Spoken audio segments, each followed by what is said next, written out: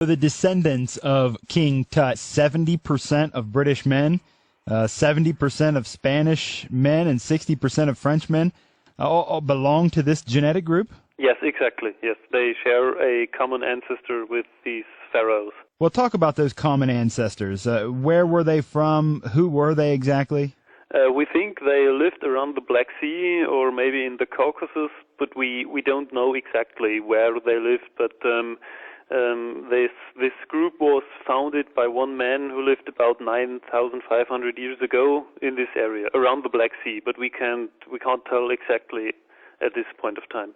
Is this surprising? Yes, it is very surprising because we didn't know that this lineage of Tutankhamun came from the Black Sea or from Anatolia or the Caucasus, because it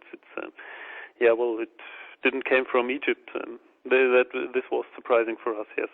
Is it possible that because the group seems to be so large and includes so many, for example, 70% of British men or 70% of Spanish men and 60% of French men, that kind of thing, is it possible that there are other famous pharaohs or other famous people that are in this group? Yes, I think so. It's possible.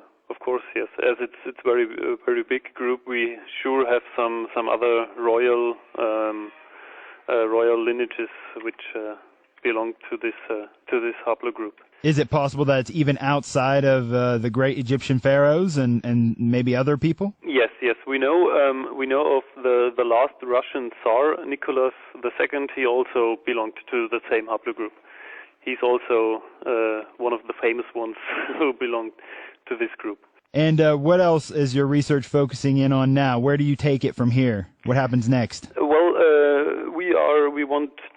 what we wanted to do with this publication is to start the discussion, because I think it's very interesting to find this haplogroup in an ancient pharaoh, and we would like to know how did this lineage come to Egypt, and we of course are searching for the living closest relatives to this lineage by comparing the profile to the tests we will do within our project.